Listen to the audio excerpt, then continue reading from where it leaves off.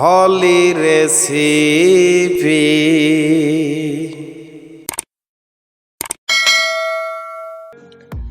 আসসালামু আলাইকুম। হলি recipe channel থেকে আপনাদেরকে সকলকে ওয়েলকাম জানাচ্ছি।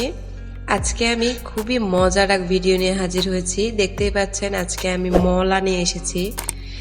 এটা বেশিরভাগই আমরা শীতের সময় খেয়ে থাকি। তো এই মলাটা কিভাবে তৈরি করতে হয়, কত সহজে বাসায় তৈরি করা যায়, তাহলে চলুন সেটা দেখে নেওয়া যাক। এখানে আমি গুড় নিয়েছি। গুড়টাকে আমি ভালোভাবে গ্রেট করে নিয়েছি। আর নিয়েছি মুড়ি। মুড়ি অবশ্যই ফ্রেশ হতে হবে, মুচমুচে হতে হবে। মুড়ি আর গুড়ের পরিমাণ প্রায় সেম থাকতে হবে।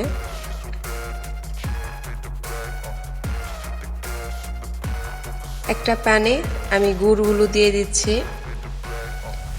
আর অল্প পরিমাণে পানি দিয়ে দিচ্ছি, গুড়টা যেন মেল্ট হয় সেই পরিমাণে, একদম বেশি না, অল্প, খুবই অল্প পরিমাণে।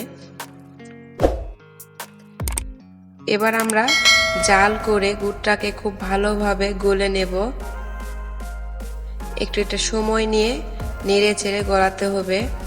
যখন গলে যাবে দেখবেন এরকম ফেনা উঠবে। এখন দেখতে খুবই সুন্দর লাগছে, তাই না? দেখতেই পাচ্ছেন আমাদের গুড়টা কিন্তু গলে এসেছে আর এভাবে আঠালো ভাবও হচ্ছে। ঠিক এইরকম যখন হবে তখনই আমরা মুড়ি দিয়ে দিব। মুড়িটা দিয়ে সঙ্গে সঙ্গে খুব ভালোভাবে নেড়ে চেড়ে মাখায় নিতে হবে। আমি কিন্তু চুলার জালটাকে অফ করে দিয়েছি, দিয়ে আমি প্যানটাকে নামায় নিয়েছি। এটা গরম থাকা অবস্থায় এটাকে দলা পাকায় নিতে হবে। হাতে একটু আমি ঘি মাখায় নিলাম। এবার গরম থাকা অবস্থায় মলার শেপ করে আমরা দিয়ে দিব। যে যত বড় মলার শেপ করতে চান তত বড় নিয়ে এভাবে গোল গোল করে নিলেই হয়ে যাবে।